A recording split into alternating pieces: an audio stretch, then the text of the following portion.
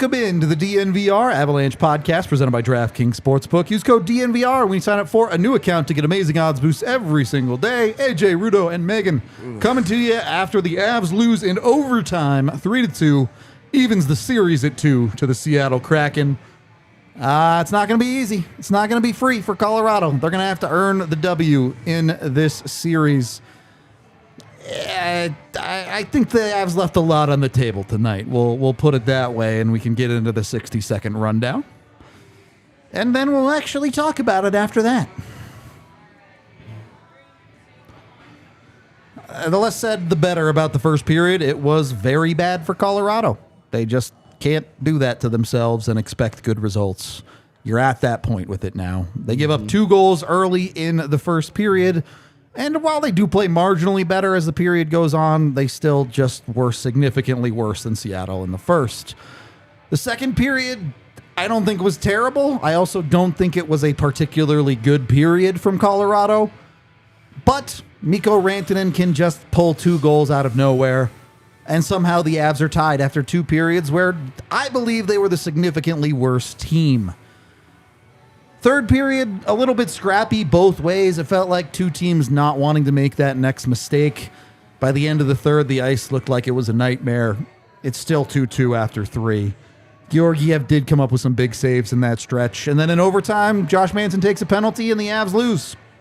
Simple as that. 3-2 final. Rewind it back to the first period here. Because my question is, you've seen it in 3 out of the 4 games. You could make an argument for 4 out of the 4. I don't think Game 3 start was really that bad. So certainly 3 out of the 4 games. Either. How do they fix this? I think it's a mentality thing, man. You just got to be ready to play. You got to be engaged, ready to go from the start. Okay. That is as simple as just get going on time. Yeah. Agree, Megan? You're thinking hard over there. Well, I'm struggling with it because AJ's correct. That is the problem. But they're seasoned professionals who know they need to get up for these games. It's really difficult to imagine why that's not clicking into Game 4. I can make some allowances for Game 1. I think that there was some pressure and some noise that they were needing to tune out. But Game 4... unless that's still the case, unless they are still trying to tune out some background noise that has been a distraction, I just can't really justify why they're not starting games on times. And it's not just the very start of the game, but starting periods too, I think has been a struggle for them in general. But AJ's correct. The solution is they need to be hungry from the drop of the puck. But I think everyone in that room knows that. So I'm just not sure what's clicking. And I do want to give credit to Seattle here. They have come out and started these games hard. They're not out there floating around. They're out there pushing the Avs at every turn, certainly in early in games. So they've made it count as often as they can. And again, tonight, a goal in the first 4 minutes of the hockey game. Another one that stems from a turnover a little bit beforehand. Seattle moves the puck around. If you had to pick one goal that you didn't love from Georgiev tonight, I think it's probably the first one. Yeah, definitely. You would love a save there, and we're not going to get on Georgiev tonight. We'll talk about him more later. But that one you would love to have just to keep the Avs at 0-0. Yeah. Give them a chance to wake up and get into this game a little bit. It doesn't happen.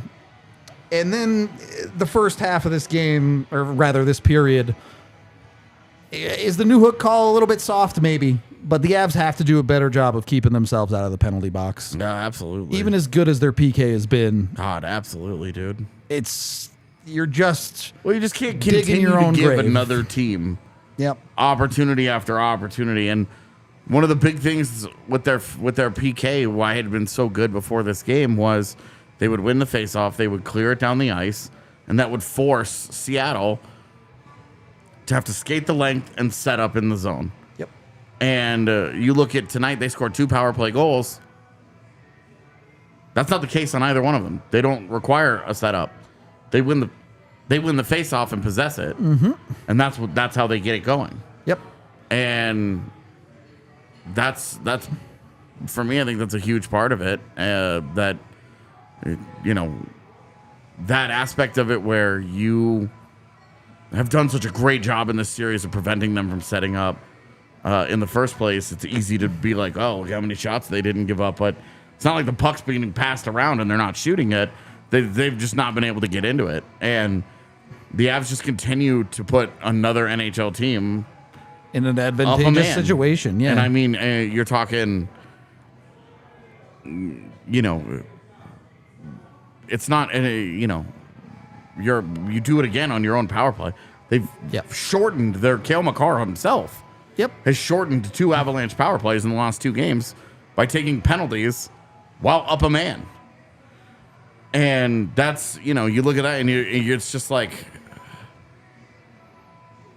you're doing this to yourself. Yeah. You're doing it to yourself. And that's the problem. It's a weird spot to be in because of that, you have faith that if the Avs play better, they still very much can win games like this, can win the series. But you're into game 4 and you're watching them continue to do this to themselves again and again and again. Yeah. And it's something that you expected to get cleaned up. It hasn't yet. And you're at a point now where the series is a best of 3 and it's either clean it up or you're in trouble. Well, especially because Seattle is also learning from their own mistakes. For and sure. You can see some of the real-time corrections that they made to their game. One of those being, all right, Avs have a terrific penalty kill. They were just taking shots off the draw, and they were then going after the puck in a chase and able to win those battles and sustain more pressure than they were before because of the shots off the draw. They also had a much better night at the face-off dot, and this was one edge that the Avs had before this was through the face-off circle that they lost tonight. They honestly lost a lot of their edge in a couple different areas tonight, that being one of them. Yeah. And this is because Seattle probably went back, watched a lot of film, every draw that was taken through the series so far, learned habits, even more so based on this series, and incorporated it into their game in such a way that they won the face-off battle tonight, and it made a big difference. Yep. And the possession numbers to me almost aren't even worth looking at in this game. Not because they're not representative, but just because the Avs were very clearly on the wrong side of them for the entire game, really. Even the second period where they get the goals and they're engaged in the game, Seattle is still the one possessing the puck tonight. And the Avs just really, through certainly the first 2 periods, I think struggled to find consistent possession of the puck at all. And a lot of that is what Seattle's doing. They're very aggressive on pucks. They're constantly forcing the Avs into battles, and the Avs were losing a lot of them. So you need better from Colorado, but you can also tip the hat to Seattle a little bit on that front. Yeah, I mean, they came out engaged and competitive, and the Avs just kind of let that happen again. Yep. It's just frustrating. Definitely that frustrating. Colorado has done such a poor job of helping themselves in this series. Yep. Of just, because Seattle's path to success is they want to get out, they want to score first, they want to build a lead, they want to grind, and especially when it's a 2-0 game, like they get to play from ahead all game long, and then when even when you do tie it, it's still mucky. Yeah, you don't really build much momentum out of it. They don't really build that much, and they just. Oh man, this was a game that I think is way more concerning than game 1. Game 1, you just played terrible hockey. Yeah. And in this game, you don't really play terribly. You just. I think they played pretty terribly. I think you just get your ass kicked, and I think it has way more to do with Seattle beating you tonight than and the Avs did a lot to beat themselves, to shoot themselves in the foot. Put themselves in certain kind of positions, obviously all the PKs. Yeah. You're just, you take 4 penalties in the first period, like 3 definitely in the first one period. That carries and then, over. Yeah, one that starts the second period on a PK. It's tough. It really is. This is for me, this is easily the most concerning of the 4 games of the series because I think Seattle just kicked your ass tonight.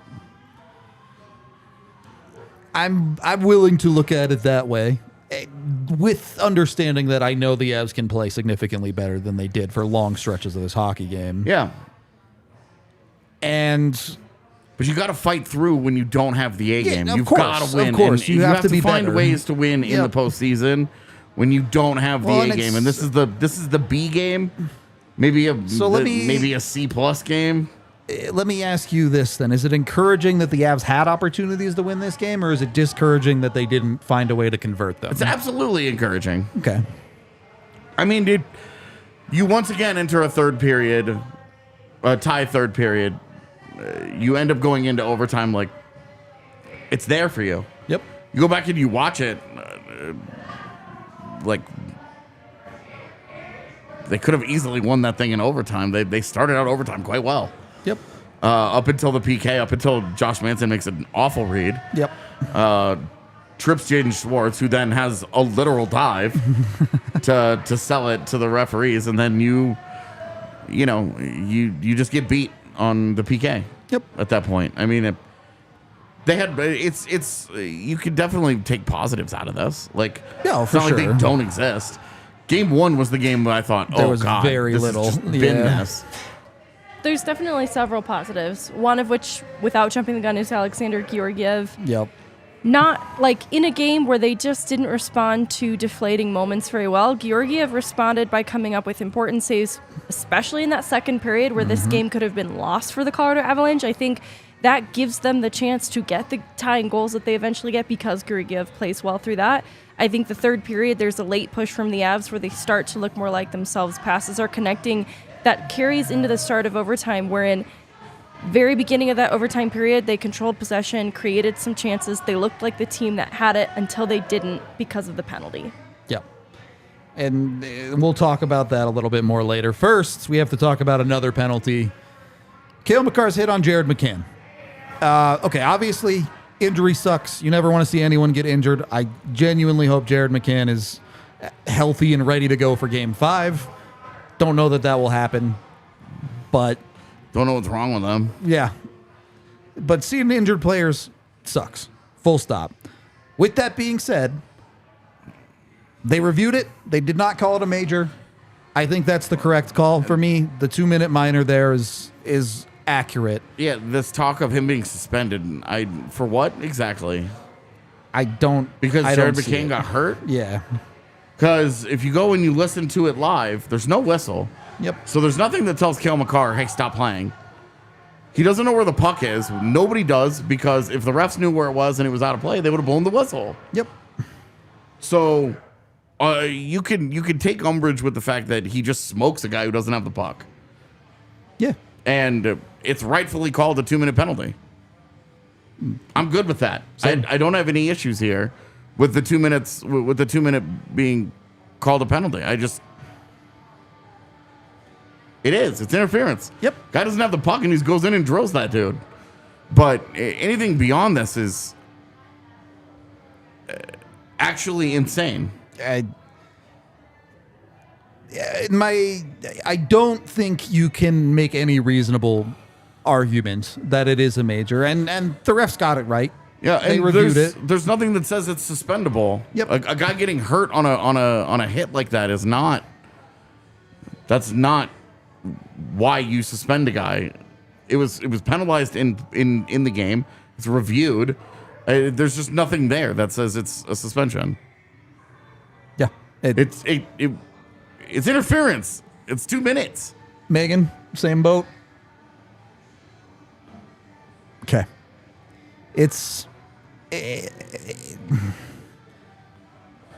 You can argue whatever you want, but not only is this the correct call just on principle, but they also have a track record of in the playoffs, not just these playoffs, with the hit on Joe Pavelski in the Dallas-Minnesota series, that the exact same situation happened. Pavelski was injured. Was it a late hit? Absolutely.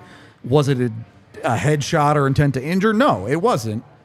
They got that call right. we talked for ages on end last year about the Sam Girard hit, Yeah. where it sucks that Sam Girard got hurt. Is it late? Yeah, maybe. But it definitely wasn't more than a 2-minute minor. It's late, and it was predatory, and he hits him like a ton of bricks, man. I mean, it was, And even that, we're saying, yeah, it's not suspendable.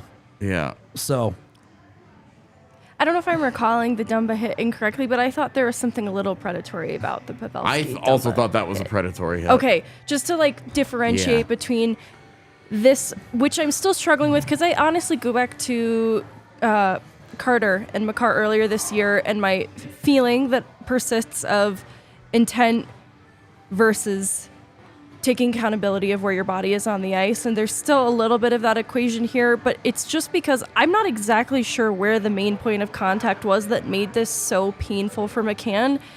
There's something about the way he goes down to the ice that I think is what injured him the most here, that I feel like I need to see it again.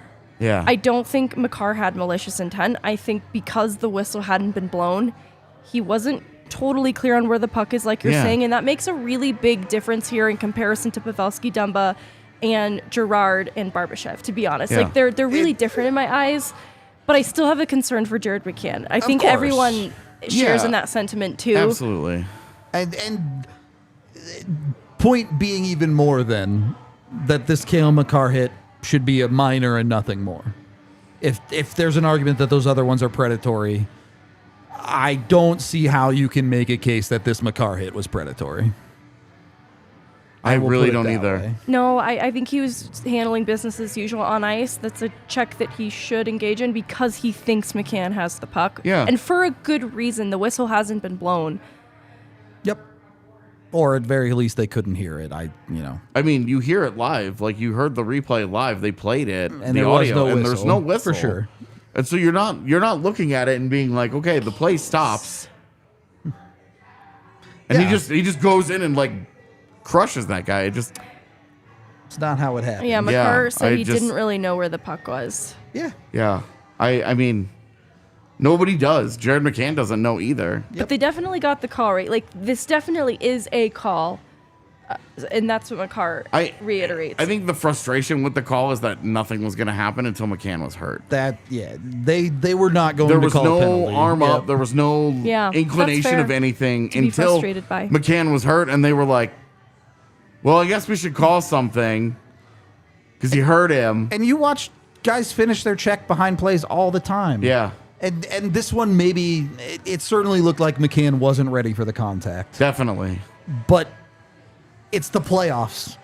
And like it or not, plays like that happen a lot more often in the playoffs. Yeah. You're saying it's the playoffs not to excuse predatory Right. hitting, but to say guys are more committed to finishing their checks. Exactly. In the postseason, yeah. Anyway, on that note, you can go play some sports as well that maybe aren't quite as dangerous to your health with Volo Sports. They're the largest social sports company in the United States. DNVR gang has a bowling league going. They actually went out and bowled tonight. You know, we kind of had an Avs game, so we weren't in on that. But we have a gang that goes out in Cherry Creek and bowls through Volo. You can go join them if you want. You can sign up as a free agent if you don't have a team. You get the Volo Pass, which is a monthly membership that gives unlimited access to all sports events and social activities every night. They have all sorts of stuff. Unlimited pickups, drop-ins. They even have tournaments. It's $20 a month or $200 a year. You can also test it out, their beta version, for $10 for the first 3 months. They have tons of stuff to do. Tons of sports, tons of leagues all over the state. Lodo, Rhino, Uptown, City Park, Highlands, Sloan's Lake, Cherry Creek, DU, Inglewood, Arvada, Aurora, Northfield, even more than that. So go get your Volo Pass. Start playing some sports today. And make sure you use code DNVR10 for 10% off at volosports.com/Denver. Also, brought to you by the fantastic people over at Fubo TV. It happened again tonight. The early game went into overtime. And if you're watching the national cast, you have all sorts of problems trying to watch the Avalanche. You would have no problems if you use Fubo TV. They've got altitude. You would not have a problem this round.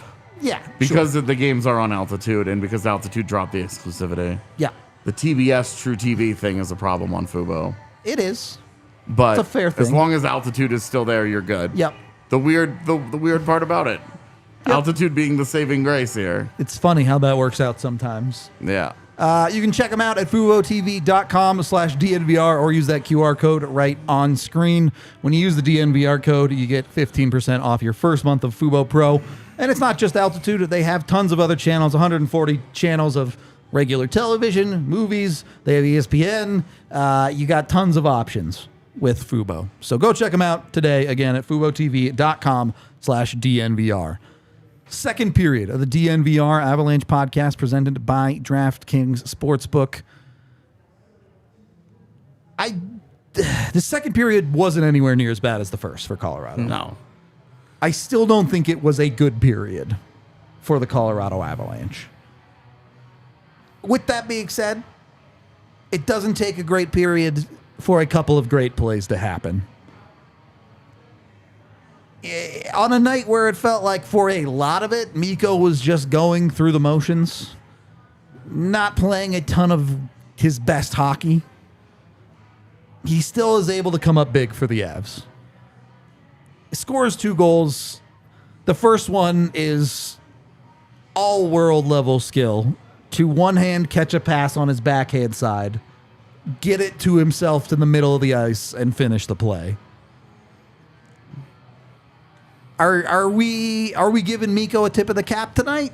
Or are we saying, hey, 2 awesome plays that worked out for you is great, but we need a more consistent effort? I think it's fair to ask for a more consistent effort, just because this isn't the first game where a little bit more was needed from everyone, but Mikko hasn't quite looked like his regular season self, because I actually think where Mikko Rantanen found a lot of his stride through the regular season was inconsistency. And I think that has been missing a little bit through these games. Like tonight, it's important that he shows up in the second period the way that he does. I don't think it should rest solely on his shoulders, and I also want to acknowledge the challenges of playing on this sort of jumbled top 6 wherein he is on a line that is sometimes with Matt Nieto, and that is not to knock Matt Nieto, but that is going to limit the Mikko Rantanen that we're going to get. So I'm sort of talking myself through it out loud that I do want more from Mikko Rantanen, but I also understand why we haven't quite seen it yet. There have been some mental lapses, though, in Mikko Rantanen's game. Definitely. Leading up to this that concern me, that I want him to sort of work through that a little bit. I think it's getting better, too, but if I'm evaluating his series as a whole, that's where I think there's definitely left wanting. Okay. Yeah, goals are great. He deserves praise for them. We'll talk about the second one in a second. But it's about a level of consistency for me right now for Colorado, because they've shown. They showed it in game 2. Bad first period, they can come out and play better hockey. We know they can do that. It's about doing it more consistently so you win hockey games, or at very least put yourself in better situations to have a chance to win hockey games. And I just don't think you've gotten enough out of Mikko. Now, to be fair, McKinnon has 0 shots on goal tonight. Also doesn't really give you anything. Can the Avs win when they're getting a performance like that out of Nathan McKinnon, AJ? It's real hard. Because the thing about being a team that's top heavy is the guys at the top have to play. They have to be difference makers. Yep. And Mikko, Megan's 100% correct. You want a more consistent effort there. The goals are great. The goals are the point. Like, you can't just gloss over the fact that he has all of your offense tonight. But, yeah, no, I mean, you need better from him. You need way better from McKinnon. Yep. I mean, it's not an effort thing. No, he's out there trying, but it's also, this is what life is like when you are the center of attention. Yep. For a team's game plan, where they say, we're okay if Mikko Rantanen can beat us, if Cale Makar can beat us from defense. Like, we're okay, we can live with all this. We're stopping this guy, and we're going to make everybody else try and figure it out. Because more than ever, McKinnon is, just with the injuries and with Nichushkin not being available right now, you're talking about a situation where McKinnon's job is more important than ever. It's also harder than ever. Yep. breaking up the lines, you take Mikko away from him. Yep. You put in Evan Rodriguez, who really, really struggled in this game. Offensively, just nothing was working for him. Who seems to be just riding the ultimate roller coaster. Yeah, big time. he's going from having really good games to really bad games, and there's not like can we get a middle ground here out of Evan Rodriguez? But can the Avs win with Nate playing like that? It's going to be really tough. Well, and just really tough. To reinforce that point, you look at the Avs bottom six tonight. I don't think they played terribly. Yeah, I really don't. I but agree. You look at it and the level of ability to produce offense, there's just not a lot there. Well, and you kind of put yourself into this position a little bit when you play your fourth line 5 to 7 minutes. Yep. You kind of are saying You're limiting them in what they can do. Right. Like Yeah. and especially because it's not a classic grind line. These are all a little more offensively oriented guys. And you're not trusting them. You're not justifiably or not. It doesn't matter. It's just you make it so that your third line has to be a line that produces. And if everybody was healthy in an ideal world, your third line would be your fourth line. Looks very different, yeah. And that's a really, I think, important distinguishing factor when you talk about the bottom six and the depth and whatever. Like, Matt Nieto's playing on your second line. I continue to think that this defeats the purpose. Because we saw multiple times tonight, Matt Nieto up the ice with the puck, and The play just dies offensively. and it ends up going the other direction. It's tough. Like you really just aren't going to accomplish a lot with Matt Nieto on that line. I understand you're doing it for defensive responsibility. He's trusted. He's not going to make big mistakes for you. But, I mean, when you do have a guy, I mean, I'm not even going to sit here and just say Alex Newhook, but you have Dennis Malgin right there. Yeah. The guys that have produced points for you this year, guys that have scored some goals for you this year, and you're taking them away from an offensive situation. And to me, it just seems like they have challenges with no Nichushkin, and they're making it a little harder on themselves. I think, too, Malgin in particular came to Colorado with a reputation of being a defensive liability, and I actually think he has been fine. I don't want to tout praises for his defensive game, but I think it's been fine, and in the playoffs, actually, he's been among hits leaders. Like, he is trying to up that side of his game in a big way that I do have to wonder if they sacrifice so much defensively in having a Dennis Malgin there, with the reward obviously being the skill upside that exists. And my overarching concern is that the Avs seem to be acting in response to Seattle instead of having a game plan that is one step ahead of what Seattle has to offer. McKinnon has a terrific Game 3. They obviously come out to dispatch a way to shut down Nathan McKinnon. They're not prepared for that. Nathan McKinnon is not prepared that they are going to come out especially to shut him down. They recognize that Seattle comes out the puck drop, extremely hot. They don't have an answer for that, though, and Seattle just continues to carry on in this way. Seattle has a terrific heavy forecheck. They know they need to win more battles, but they're still behind on the play. Like, they are just getting caught just 1 second behind. They're chasing. They're chasing. And this is a team that is so much better prepared than this, but they are playing one step behind Seattle. And you look at that, and I do think it's fair to question the game plan. To combine both of y'all's thoughts, Matt Nieto on the second line makes a ton of sense. If you're scoring the first goal and getting up early, then you have a responsible defensive guy on your second line that can hold things together. Yeah. But when you're spotting Seattle the first goal of the game every single night, you need a little get up and go. You need some offense that can drive forward for you to pitch in there. And look, Matt Nieto is a great NHL player. He has a role that he's very good at. He will be strong defensively. He can skate very well. He has a little bit of offense, but he does not have second-line caliber offense. Yeah. It's just the reality.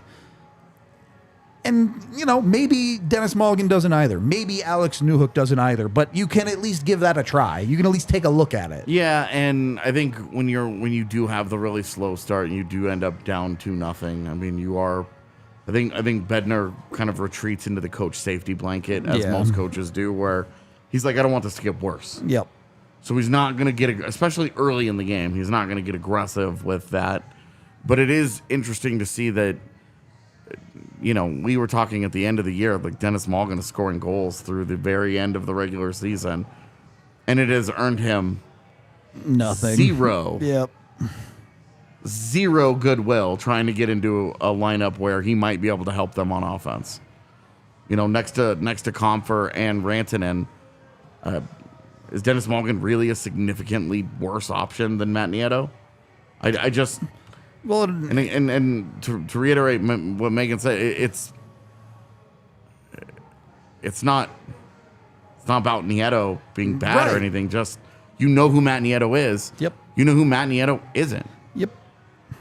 So and like ultimately we're picking some nits here. Oh, absolutely. We're talking about the left wing on the second line.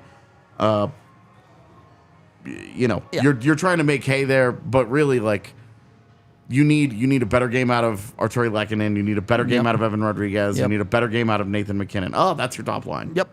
You need a better game out of Cale Makar. I agree. For my money, this was the quietest game that we've seen in this series out of Bo Byram. Sure. Regardless of how you feel about the second line and the forward depth, whatever, Colorado's defense is its ability to activate offensively is an enormous part of Colorado's offensive success. And they just need those guys, and they just need those guys to help. I mean, you just do. It's look, and your defense gives you 1 assist tonight. I don't know who has. So Jeff, who had the second assist on the first goal? I don't. Rodriguez. It was Erod. Okay. It was Erod. But Byram actually, I think if I'm thinking of this play correctly, he applied pressure, and McKinnon got it up to Erod. Erod carried it into McKinnon. So Byram was a part of that play in his own end. Yeah. He applied pressure to force the turnover that McKinnon was able to take advantage of. And that's huge. And you see the difference. You see that's all it takes is one shift for Colorado in transition to get out into space, and then pucks in the back of the net. Yeah. But again, look who finishes that. Mikko. It's McKinnon and Rantanen on the ice at the same time. Your two best players. Oh yeah, together. that's no accident. That pass from McKinnon to Rantanen. Yeah. Right. You might just be better served knocking off the experience, just saying with no Val. Just ride with the big dogs. With no Val, put them together and just live or die with their success. You get whatever you get out of Comfort, Erod, if Val whoever, is able to return in sometime during the series, well, then you have that conversation. Then you can go back and try this again because it makes sense on paper when you kind of have that extra guy there. Yep. Lacking that guy, no Val, maybe put them back together because you need to be able to generate offense. You just and their get it going a little. Their other goal tonight comes on the power play. Mikko made it significantly harder than it had to be. Passes up an open net, but ultimately gets the job done. So what are you going to say about it? When you're talking about your best players, it's about a rising tide raises all ships, right? If your big players are doing more, there's more for the players below them. More space is created all the way down the lineup. Oh my God, are you talking about hockey's trickle-down economics? Well, it might actually work in hockey, but... I would say it does. It's... I love that I'm being told to relax. You seem pretty calm. Yeah. Yeah, you do seem calm. Yeah. You must be new here. And look, despite not playing their best, one of the biggest positives, yes, the Avs got back into this game. It was a 2-2 game after the second period. Yeah. There were genuine opportunities for Colorado to win this hockey game in the third. Yeah. Unfortunately, they didn't execute well enough. Yeah, I think the big one, the two that really stood out to me late in the third, JT Compher, you've got to get it on net at least, especially for a guy that people love to tout his clutch factor is this thing that you love about JT, right? And he doesn't even put that thing on net. It's center of the ice. I mean, it's good a scoring chance. It's the same scoring chance that he blows at the start of overtime in Game 5 2 years ago against Vegas. Yep. That he shoots into Marc-Andre Fleury's chest when he had 60% of the net. Yep. It's the same thing. He blows that same opportunity. And that sucks. Like, that's the one that you're like, that's the one. And the other one, lesser expectation because of who it's involved, but Adrian Cogliano. Yeah. Oh, I thought you were going to call out Logan O'Connor, who did get it on net. No, Yeah, he did the best of the three. He did everything I wanted. Yeah. LOC is the perfect child there. But no, it's like you look at those missed opportunities. You look at the start of overtime. The Avs played really well. And what kills them is a self-inflicted mistake at the end. I mean, it's once again you have done a bad. You are even at the blue line, and Josh Manson just gets absolutely lit on fire. Well, and you're watching it live, and you're like, "What's his read here? Yep. Why is his Where gap is he so going? big? Yep. Why is he so tight to the middle of the ice? They don't need him there. That guy clearly has a step on him.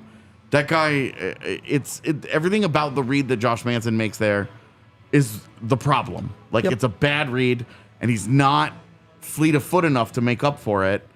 And then he trips the guy. And I'm sorry, but if you don't think that's an actual dive, he literally makes a diving move. He looks like, if you just cut out a silhouette of him, he looks like a fucking dolphin. He is diving. When people get tripped in the NHL, the leg they have weight on gets pulled out from under them and they fall over. He puts both his feet together and jumps off the ice. And does this little like bunny hop. Boo, boo, boo, boo, boo, boo, boo. And you're just like, it's tripping. It is 100% a penalty on Josh Manson. Like, 100%. Oh, yeah. That is a penalty. But I'm sorry, if that is not the exact definition of what diving should be, what are we doing here? What are we doing here? He dove. And I asked Rudo right before we went live, I said, how big of balls does the ref have to call that? I mean, but also, in the world of referee public accountability, you could say watch that replay with him and just say, come on, what happened here? What more needs to be done to call a dive on a guy? And here's, I will always use this disclaimer before I talk about the refs. The refs did not lose this game for Colorado. They lost it themselves. It's 100% on them. And again, Josh Manson trips him. But you also, it is a penalty. You also watched a third period where both sides are just mugging each other the entire period. Dudes are grabbing people by the face. Dudes are just crushing everyone. The refs had decided to put the whistles away. And like the Avs got a third period penalty or power play on a high stick to the face, which they have to call. Right, but like they got one. Yep. I just, what kills me is, and very, very, very rarely do I assert that a player dives. It's just not a thing. Unless they literally die. But the guy literally puts his feet together and just goes for a swim. What the fuck are we doing here? Anyway, I'm not gonna harp on it. It's tripping. The problem is Manson. Yep. You can't, and he makes another bad decision. Yep. And he gets beat. You got one game where he doesn't commit a penalty. Yep. Counter is back to 0. We are brought to you by DraftKings Sportsbook. Look, if you're a Doomer or a Seattle fan, you can put your money where your mouth is. You'll get good odds on Seattle to win 2 of the next 3 to win this series. You will still get good money over at DraftKings Sportsbook on that. So go check it out. When you sign up, use the DNVR code. You get $5 bet. Put it on anything. You don't even have to win it. And you get $150 in free bets. So that's $150 to play with. Do whatever you want. If you still believe in the Avs, go put them on them. If you still believe that the Avs are going to throw, go put it on the Kraken. If you think Nathan McKinnon's going to pop off on Wednesday, put it on him. Do whatever you want. Make it work for you. Go get your money with DraftKings. If you don't even want to bet on hockey, the Nuggets play tomorrow. Go bet on them to finish that series in 5. That'd be cool. Be cool. So cool. do all of that with DraftKings. When you go over there, you must be 21 or older, Colorado only. Other terms, restrictions, and conditions apply. See the show notes down below for details. If you have a gambling problem, call 1-800-522-4700, and it's all void in Ohio. And then, when you win a little bit of money, you can take it over to Illegal Pete's and get yourself a delicious burrito. A fantastic... When you win a little bit of money. Yeah, you know? You'll spend $9 on a burrito. Right? You don't have to win a ton. I don't know how much burritos You don't have to win a ton to go to Illegal Pete's. That's what I'm saying. You get over there. You can pregame over there because, let's face it, a lot of the way the Avs are playing right now probably make you want to drink. So, Yeah. 3 to 6 p.m., happy hour at Illegal Pete's. They got delicious margaritas. Go check them out today. Highly recommend if you haven't been over there. 10 locations in Colorado. So if you live here, there's probably one near you. Third period of the DNVR Avalanche Podcast presented by DraftKings Sportsbook. When you get into it, I don't fault anyone for the game-ending goal. Yeah. What are you going to be mad at? Block shots? Devontae's blocks a high-danger shot. Yeah. Georgiev has to commit to that shot. It's from the most dangerous area you could possibly be on the ice. Yeah. And the puck just bounces directly to Jordan Eberle. And what are you going to do? Sometimes bounces don't go your way. Don't take the penalty in the first place, and you're not in that situation. Yep. I don't have a ton more to say about that side of it. Our king of the game it's Alexandar Georgiev. It has to be. He took a game that easily could have been running away a blowout for Seattle. Yeah. And turned it into a game that the Avs had a chance to win. Yeah.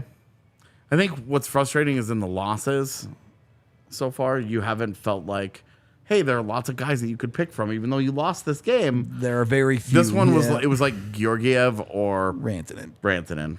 And Rantanen, we talked about earlier, that's a complicated one. He didn't play very well. Yep.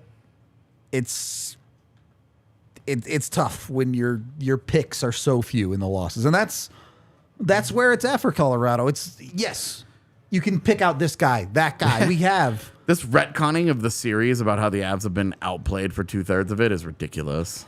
They were outplayed for 4 periods, and then Yeah. they dominated the second half of Game 2 Avs, and all of Game 3, really. The Avs won the games they deserve to win, and they lost the games they deserve to lose. I would say that's perfectly accurate. This series is exactly where how they have played, each team has gotten the results that they deserved. Yep.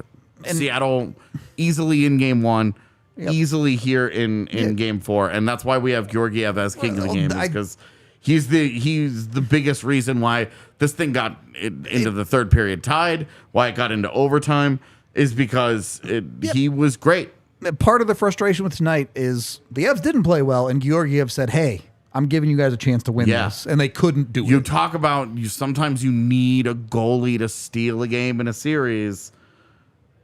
This would have been the obvious candidate where if he steals this, the Avs go back 3-1, knowing that they didn't play a very good game, but they got the win anyway. You feel really, really, really, really good about their ability to win the series. Now you're in a best of 3. Who knows? I still feel plenty fine that Colorado wins this series. Me too. But you're now halfway home to losing. Yep. So we'll see.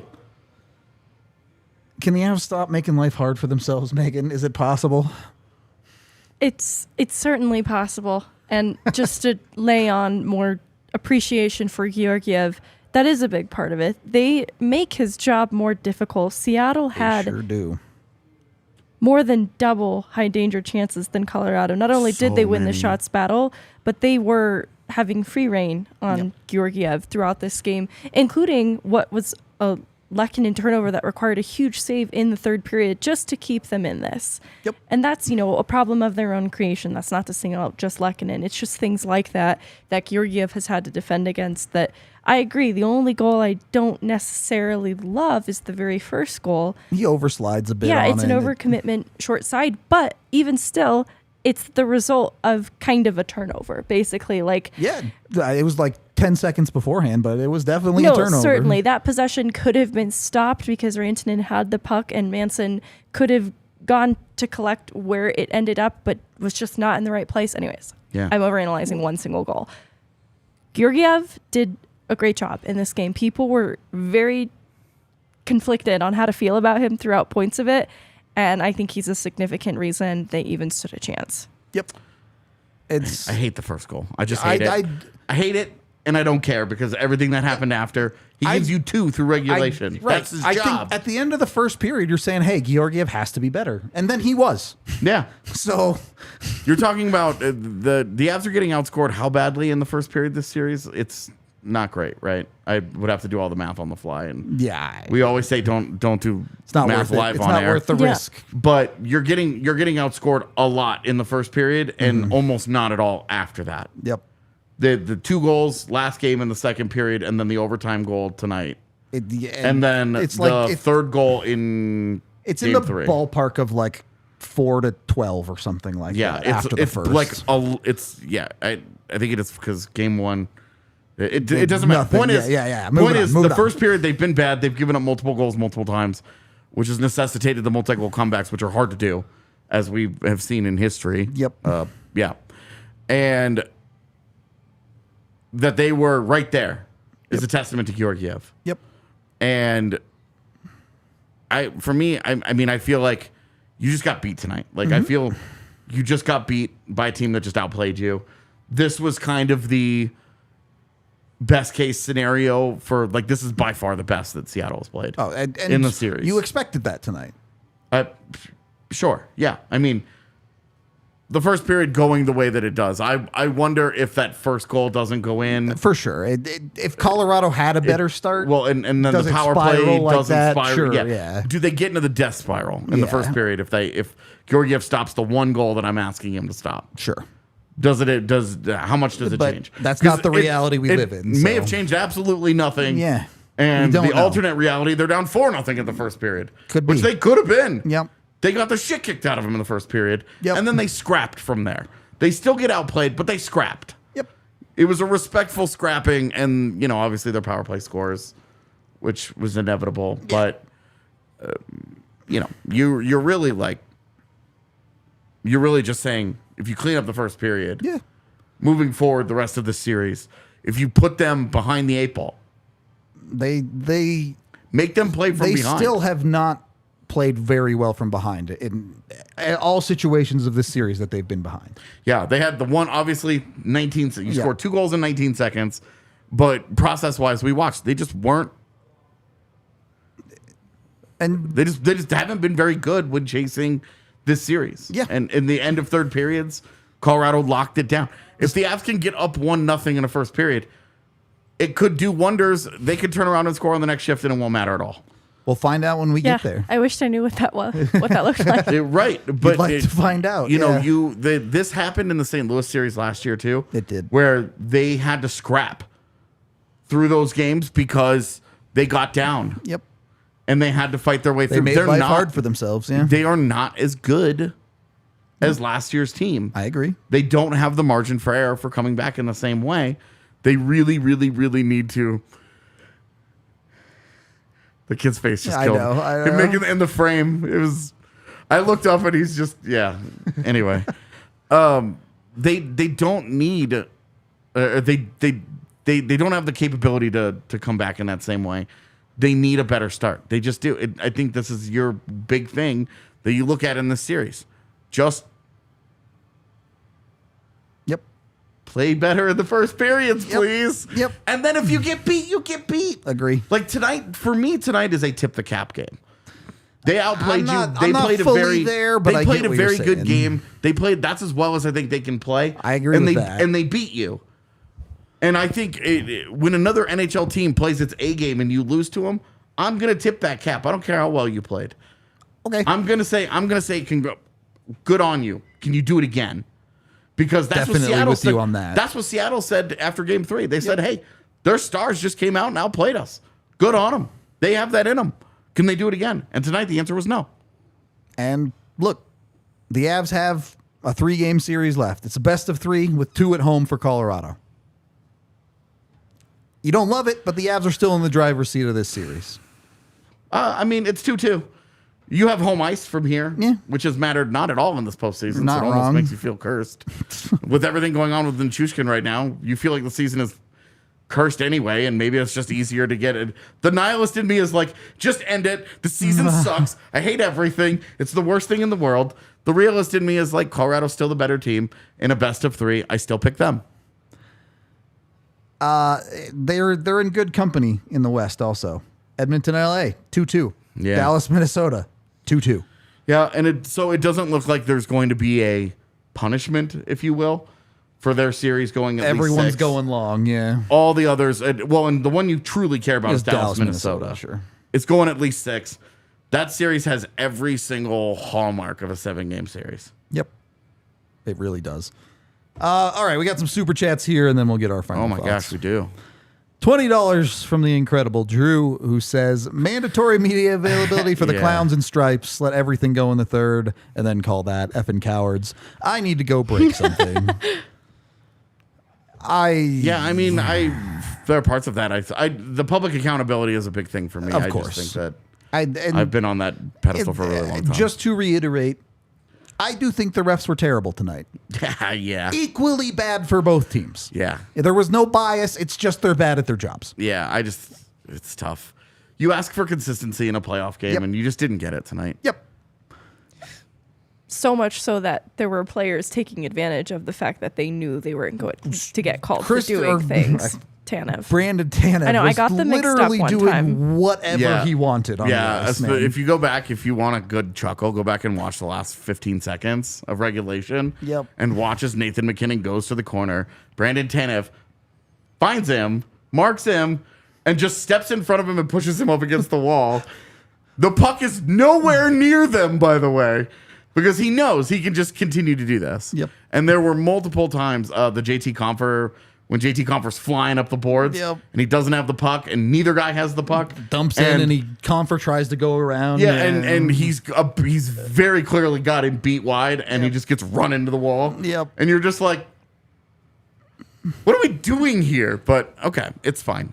I mean, I hate complaining about officiating. Me too. The thing, I don't want to. When I complain about it, my complaint is it was bad. Yes. not its bias. this Yeah, greatly exactly. favored one team or Correct. another, or it was this or that or the whatever. Avs Right. the game. The Yeah, Avs lost. The Avs the game. The Avs did plenty of their own Exactly. tonight. It was just very, very frustrating to watch rampant interference and then watch Seattle get credited for this great neutral zone. Yeah. Yeah, your system is cheating. Anyway. 279 Anyway, from fine. John, who says, sorry to say it, Seattle in 6, Avs blew it. I hope you keep the same energy if the Avs win in 6, bud. Yeah, you should have kept that 279. Can we send it back to him? And he could put money on it at DraftKings. Yep, there you go. And then you can actually celebrate. If you can actually make some money instead of just giving us $1.50 in American. $10 from Melanie, who says, statistically, Avs don't play well on April 24th. I was hoping they would start breaking that trend. We know they can, but it's up to them to do the work. Best of 3, go Avalanche onward. What did they do on April 24th Yeah, of last year? I don't want to know. I bet you that's the game in Winnipeg. In Winnipeg? Yeah, at the end of last year. What, did the last year go that long? I guess it did. It did. Yeah. Yeah, because remember, I came home at the end of April. Yeah. Wow. All right. That's why free agency was July 13th. All right. Anyway, move on. Anyway, thank you for the 10, Melanie. Baseball stats are made up, so it's fine. True. All stats are made up. In some ways. $20 from Greg. Just got to be ready for that first puck drop. We know they're capable of scraping out wins, but we also know they don't have to and can just torch Seattle. Just come out Wednesday from the drop and do the thing. Yeah. I mean, I think AJ put it well. If they come out from puck drop and they get beat, Seattle's just better. Yeah. Yep. I don't think that will happen if they come out from puck drop and play well, but For what it's worth, I think whoever wins Game 5 wins this series. I agree with that. We have $5 from Sammy, who looks like didn't say anything, but we appreciate you. Oh, he had another one. Thank you very much. Number one vital factor now for Avs to win this series. Win. I still think the number one thing is, given how this series has gone, playing from ahead, playing with the lead. That's fair. Because we've seen the Avs shut them down hard when doing that. Yep. And I'm willing to bin 19 bad seconds. Well, hey, Because process-wise, they were so dominant in Game 3 outside of that 19 seconds. the Avs are 0 for 4 in getting the first lead of the game in this series, and they're 2-2. Yeah, exactly. Great way to put it. If you can get I think number one vital thing for the moving forward is just jump on a good start. Set the tone on the other foot. Yep. Stop chasing the game. They've chased all 4 make games. them chase you. Yep. Yeah. Stop chasing the game. $5 from the Schick, who says, tough a loss tonight, but we still are in control of the series. Nothing but positive vibes, people. We got this. Oh my God, that's Kale McCarr's girlfriend. She's adorable. Sorry, this is like a world that is totally foreign to me. I don't know anything about this. And then finally, $5 from Vaguely Sober, who says, everything is fine. We're all fine here now. How are you? You know, if the Avs could stop shooting like stormtroopers, that'd be cool. I'd be here for that. Hit their targets a little bit better. Yeah. Final thoughts. I can go first, I guess, Megan. I think you said it. AJ has kind of said it in a different way. The Avs need to stop chasing the game, not just on the scoreboard, but in their own defensive zone. Yeah. Get out in front of it a little bit. If they do that, I have confidence in this hockey team. They have the same rosy cheeks. This is so funny. Are we good to get out of here? You Yes. Good. It's so All right. late. We're going home. We're gonna go make a ton more content for you. AJ's gonna pass out from laughter. We will be live tomorrow discussing other playoff series and probably we might get into a little bit of Eagles too. We'll see. They Don't kind of get me have some started. playoffs. We'll save a segment for you. Oh my gosh. We appreciate all of y'all hanging out with us even when the Avs lose, and we will talk to you on the next one.